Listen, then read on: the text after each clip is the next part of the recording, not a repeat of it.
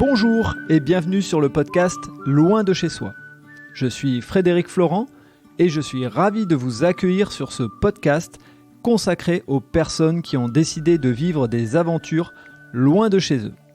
Vous allez faire la connaissance de Jimmy, qui a décidé, en pleine crise sanitaire, de réaliser son rêve, celui de faire le grand saut pour s'expatrier à Montréal. Dans ce premier épisode, enregistré en mai 2021, quelques jours avant son départ, nous sommes dans le Nord, lors d'un déjeuner, et c'est là que je propose à Jimmy mon idée, celle de faire un podcast sur son changement de vie. C'est donc à chaud, sans filet, que nous nous sommes lancés dans notre premier échange. Vous vivez donc avec nous, en live, nos grands débuts. Lui comme acteur principal du podcast et moi comme intervieweur.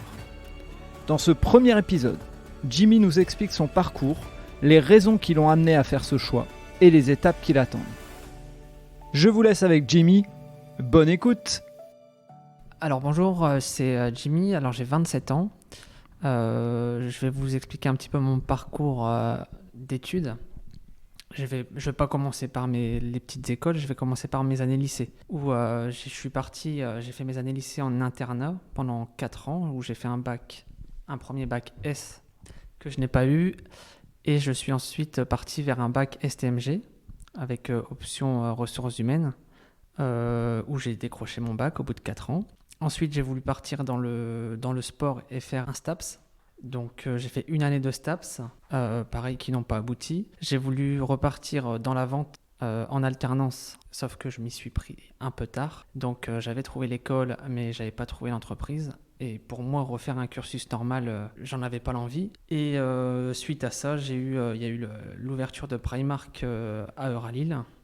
J'ai postulé, j'ai eu une réponse en attente au début et on m'a rappelé quelques jours avant l'ouverture pour un CDD de 3 mois. Donc j'ai foncé, je me suis dit on sait jamais, ça va être ma première expérience dans la vente et puis peut-être qu'avec de l'expérience je retrouverai peut-être plus tard. Donc j'ai commencé avec un CDD de 3 mois en 25 heures. Suite à ça on m'a proposé un CDI 25 heures, donc parfait, on commençait ma petite expérience professionnelle.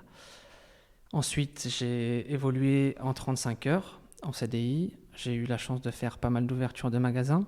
Et je suis parti au final au magasin Noël Godot. Et là, j'entreprends un tout nouveau projet qui me trotte en tête depuis 1 an et demi, qui est de partir au Canada. Ok, donc tu nous dis que le projet, il te trotte en tête depuis 1 an et demi. Qu'est-ce qui t'a amené à penser à ce projet ? Alors, c'est surtout après, on va dire, une déception amoureuse. Il s'est passé vraiment beaucoup de choses dans ma tête où j'avais envie d'ailleurs. J'avais envie de partir, de rencontrer des nouvelles personnes, des nouvelles cultures, vraiment vivre autre chose. Et donc c'est surtout ça qui a été l'élément déclencheur de voir ailleurs. Après le Canada, c'était surtout parce que mon niveau d'anglais n'est pas forcément très élevé. Donc la province du Québec reste français, donc c'était surtout au début une belle opportunité. Et puis c'est un projet que tu n'avais pas tout seul, si je ne me trompe pas. Au début, je l'avais tout seul, et c'est en parlant avec des amis où on s'est dit pourquoi pas. Alors, on avait le projet du coup de partir à 3. Eux étaient déjà inscrits pour avoir le visa, parce que le visa, c'est un tirage au sort chaque année, avec un nombre de places assez limité. Et ils ont eu la chance d'être tirés au sort juste avant l'épidémie du Covid-19. Donc, ils avaient juste à trouver un emploi pendant le Covid et ils ont pu partir là-bas. Moi, j'ai pas pu parce que j'avais pas été tiré au sort et donc les frontières étaient fermées depuis maintenant 1 an et le projet pour moi n'allait pas aboutir. Comment tu t'es senti quand ce projet que vous aviez construit à 3, eux ils y vont à 2 et toi tu restes, quelle est la sensation que tu as eue ?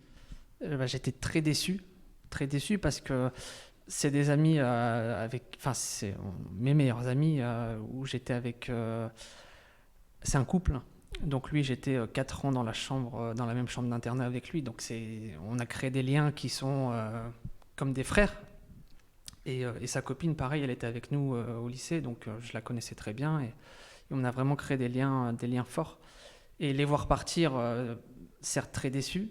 J'ai vécu la chose de loin avec eux, mais en ayant l'espoir d'un jour les rejoindre. Mais au final, j'y croyais plus trop. Je m'y suis même dit que ça allait pas se faire. J'étais du coup parti dans l'objectif d'acheter une maison. donc pour vraiment complètement un autre projet, parce qu'avec le Covid, ça ne bougeait pas. Qu'est-ce qui a relancé la machine justement ? Tu t'es réinscrit pour être tiré au sort ou c'est un tirage au sort qui se fait régulièrement ? En fait, l'immigration canadienne a annoncé aux alentours du 20 février 2021 que les frontières ouvraient à partir du 1er mars, avec l'obligation d'avoir une promesse d'embauche. Donc sans promesse d'embauche, on ne pouvait pas partir, c'était interdit pour les touristes. Donc voilà, je vois l'information passer, mais j'étais vraiment dans l'objectif d'acheter une maison, j'avais fait plusieurs visites, j'avais fait même une offre. Donc j'étais vraiment entre l'offre et le compromis et la signature du compromis, donc j'y pensais plus trop. Et au final, mes amis avec qui j'étais parti, je souhaitais partir, ils m'ont remotivé, donc je me suis mis à chercher du travail là-bas. J'avais mon ami qui a fait quelques mois dans une entreprise m'a appuyé aussi pour une promesse d'embauche. Donc de ce côté-là, j'ai eu de la chance. Explique-nous ce qu'il faisait comme job, parce que lui aussi, il a cherché un job pour pouvoir y aller. Alors lui, il avait trouvé un job dans le bâtiment, sauf que c'était pas tout de suite en arrivant. Donc en arrivant, il a dû trouver une autre promesse d'embauche, enfin un autre boulot. Et il a trouvé dans une entreprise de préparation de tartes, complètement pas son domaine du tout, hein. Donc c'était vraiment histoire d'avoir une expérience et d'avoir aussi une rentrée d'argent, parce que si on voyage mais sans rentrée d'argent, les économies partent très vite. Donc il est rentré là-dedans, donc une entreprise très familiale, très proche de l'humain. Au final, son métier dans le bâtiment est revenu vers lui et il a pu quitter l'emploi qu'il avait trouvé pour quelques mois. Ok, donc là, on se retrouve à début mars. Tu essayes d'activer, d'obtenir une promesse d'embauche que tu obtiens, si je ne me trompe pas. J'en obtiens une du coup grâce à mon ami qui est déjà là-bas et son entreprise où il était. Et je me suis mis aussi à chercher aussi de mon côté. Donc au final, je me suis retrouvé avec 2 promesses d'embauche. Donc j'ai même dû faire un choix sur la promesse d'embauche que je voulais réaliser. Et donc, une fois que tu as cette promesse d'embauche, là, tu te réinscris pour le tirage au sort. Ça fonctionne comment ? Explique-nous. Alors, il fallait s'inscrire avant. Et une fois la promesse d'embauche, il faut envoyer la promesse d'embauche. Alors, quand on s'inscrit, on est dans ce qu'on appelle un bassin. Et donc, c'est un bassin où il y a souvent des tirages au sort habituellement. Sauf que là, il fallait envoyer une promesse d'embauche sur une adresse mail bien précise. Et suite à ça, l'immigration canadienne venait nous chercher dans le bassin. Donc c'était plus vraiment un tirage au sort. C'était vraiment en fonction de la promesse d'embauche et de la date de prise de poste. Et là, ils venaient te chercher dans le bassin et ils t'invitaient du coup à faire la demande de visa. Et comment ça se passe, la notification, le moment où tu sais que tu vas pouvoir partir ? Tu l'as su comment et comment tu as réagi surtout ? Alors, on le reçoit par mail. Donc tous les jours, on est là, toutes les 10 minutes à actualiser les mails. À espérer un mail de l'immigration canadienne. Et un jour, il était 21h au soir. Je vois d'abord le mail comme quoi ma demande a été actualisée. Donc bon, on ne sait pas encore trop ce qui s'est passé. Donc je me connecte sur mon compte et là je vois que j'ai été invité à présenter une demande. Donc après, toute une procédure de papiers à remplir, des données biométriques à faire pour l'immigration, et puis après c'est parti. Alors la petite info que les gens n'ont pas, mais que moi j'ai, c'est que tu pars pas tout seul. Et justement, explique-nous un petit peu quelles sont les démarches que tu as dû faire pour partir avec... Avec le chien. Voilà. Donc voilà, ouais, j'ai une femelle husky de 3 ans et demi, donc, qui sera très bien là-bas, parce qu'elle adore le climat froid. C'est un stress en plus. Surtout que c'est la première fois que je voyage. L'avion, j'ai déjà l'habitude de le prendre, mais c'est la première fois que je voyage avec un chien pour un vol de 7 heures. Bon, on ne sait pas trop comment ça va se passer. On essaye de regarder un petit peu les avis par-ci par-là. Mais c'est un stress vraiment en plus, quoi. Qu'est-ce que tu as dû faire comme démarche supplémentaire par rapport à elle ?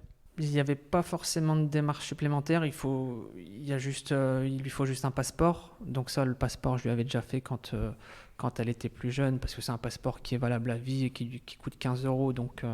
Donc chez le vétérinaire, je l'avais fait tout de suite quand c'était petite. Et il faut juste vaccin contre la rage, certificat de bonne santé, réservation de l'avion pour elle, qui coûte quasiment le même prix que moi. mais non, c'est une bonne expérience de partir avec elle. Donc actuellement, presque plus simple pour un chien de voyager que pour un être humain, puisque raconte-nous un petit peu ce que tu vas devoir faire en arrivant là-bas. Alors, pour la petite histoire, on est aujourd'hui mardi 18 mai, quand on enregistre ce podcast. Et toi, tu pars Le lundi 24 mai, donc dans même pas une semaine. Non, c'est vrai que c'est plus simple en étant un chien de partir là-bas. Et elle n'a pas de quarantaine à faire. Que moi, j'ai une quatorzaine à faire à mon arrivée. J'ai pas le droit de la sortir, donc faut soit faire des appels à des associations ou des dog-sitters pour qu'ils la promènent. Donc quand tu atterris, il va se passer quoi? Tu t'atterris lundi 24 ou mardi matin, je sais pas avec le Lundi décalage. 24. Alors je pars à 15h45 et j'arrive à 17h20 heure de là-bas. Donc il sera à 23h, 23h20 ici. Donc j'arrive là-bas et j'ai 3 jours d'hôtel obligatoire en attendant le résultat du test PCR. Ok, 3 jours d'hôtel qui sont à ta charge. À mes frais, c'est ça. Et qui n'est pas donné. Ok. Et une fois que les 3 jours sont passés, test PCR positif ou pas, tu as cette quarantaine, c'est ça? J'ai ma quarantaine, oui. J'ai eu la chance du coup de trouver un appartement à distance. Mes amis ont été visités pour moi et on a fait un appel visio pour que je visite à distance. Donc j'ai la chance d'avoir déjà un appartement où je peux m'isoler pendant 14 jours et pas devoir passer par un hôtel ou un Airbnb ou des auberges. Donc ça, c'est vraiment un confort en plus d'avoir au final mes amis qui sont déjà sur place. Et donc pendant ces 14 jours, comme t'expliquais, le chien, c'est pas toi qui peux le sortir. Je peux pas le sortir, non. Les courses, ça se passe comment? Alors les courses, c'est pareil. Je suis obligé de fournir à la douane une preuve de commande qui sera livrée, de livraison qui sera livrée à mon appart, qui prouve que je ne me déplacerai pas pour les premières nécessités. Et donc pendant les 14 jours, à 100% dans l'appartement. C'est ça, entièrement dans l'appartement. Si tu devais nous dire un petit peu quel est ton sentiment là, on est mardi, c'est dans une semaine, quel est le sentiment, l'excitation, un peu de peur, un peu de... Je réalise pas encore trop. C'est vrai que ça allait très vite depuis le 1er mars où ça a commencé. 2 mois après, je me retrouve dans une semaine partir. Donc c'est passé trop vite. On a dû quitter le boulot et puis tout s'est enchaîné très vite, donc je réalise pas encore. Donc on verra la fin de semaine quand il faudra dire au revoir à tout le monde, à la famille. Je pense que là j'aurai le petit coup de stress avant le départ, c'est sûr, mais là je réalise pas encore trop en fait. Et pendant les 2 ans, tu as déjà des retours prévus pour certaines dates, certains événements ou autres, où tu te dis pour l'instant c'est 2 ans là-bas, puis on verra bien si entre deux je reviens? Je sais pas, on verra en fonction du Covid ce qui nous prévoit pour l'avenir. J'avais le mariage de ma sœur que j'allais louper normalement cette année au mois de juin, qui au final est repoussé à dans un an, donc pourquoi pas prévoir de revenir dans un an pour son mariage. Mais sinon, non, j'ai vraiment pas de date de retour prévue, c'est vraiment jour après jour et puis on verra bien ce qui se passe. Super, écoute, on peut te souhaiter qu'une seule chose, c'est un très bon voyage. Et puis moi je te dis à très bientôt et les auditeurs pourront te dire à très bientôt aussi. Merci, c'est gentil. Bon voyage à toi. Merci, à bientôt. Ciao. Voilà, c'est terminé pour cet épisode. Si vous avez aimé ce moment de partage, n'hésitez pas à laisser un commentaire sur votre plateforme d'écoute et surtout, abonnez-vous au podcast Loin de chez soi. Je vous dis à très bientôt pour un prochain épisode.